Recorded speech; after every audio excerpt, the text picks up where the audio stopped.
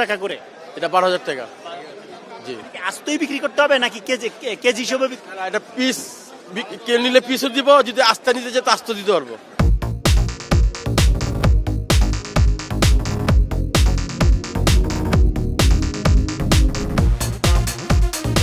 আপনি একটি ব্যতিক্রম ধর্মী ইফতারের আয়োজন করেছেন। আপনার এটা কি দিয়ে বানানো?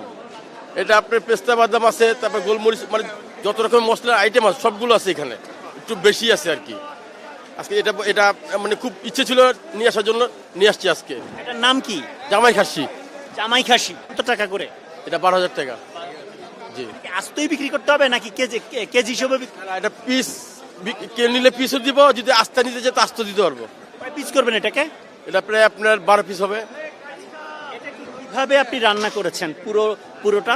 ওটা আপনার রান্না করছে বড় পাতিলা আছে, 30 কেজি ওজন পাতিলার ভিতরে এটা রান্না হয়েছে। এটা স্বাস্থ্যকর সবকিছু ব্যবহার করা হয়েছে তো? কিছু ব্যবহার করা আছে, সব কিছু।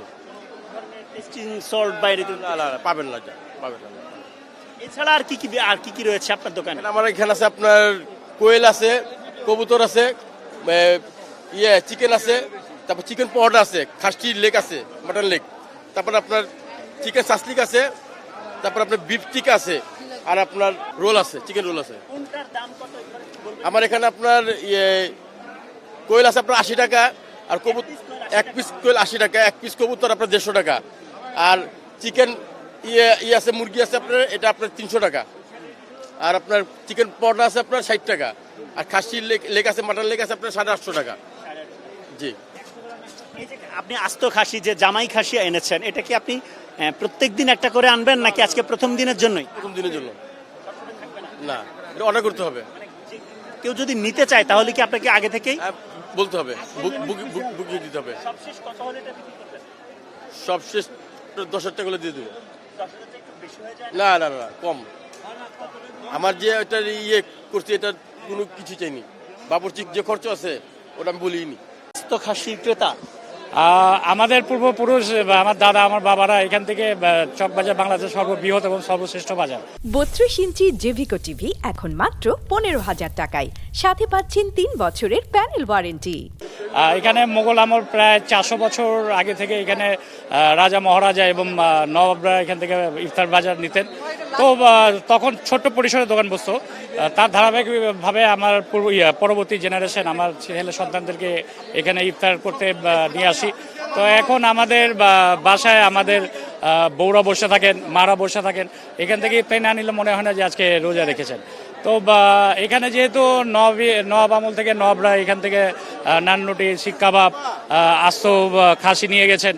তো তারই ধারাবাহিকভাবে আমরা যারা এখন আছি, আমরা এখান থেকে ইফতার প্রতিদিন নিয়ে যাই। তো এখানকার খাবারগুলো একটু মানসম্মত, রুচিশীল। শুধু পার্থক্য হচ্ছে যে স্টোরে বা দোকানে পসরা সাজিয়ে ওখান থেকে নিতে হয়, কিন্তু এখানে প্রতিদিনের খাবার এরা প্রতিদিনই বিক্রয় করে। তবে একটা সমস্যা হচ্ছে গতবার চেয়ে একটু বেশি দাম আর কি, এই বছর দামটা একটু বেশি। যে আস্ত খাসিটা আমরা দেখতে পাচ্ছি উনি 12,000 টাকা দাম হাঁকাচ্ছেন, আপনার কাছে কি মনে হচ্ছে যে এটার দাম 12,000 টাকা যৌক্তিক? আসলে বিষয় হচ্ছে তাদের সাথে, বিক্রেতার সাথে আমাদের কথা হয়েছে যে এগুলো খাসি গত বছর বিক্রি হয়েছে 10,500, 10,000।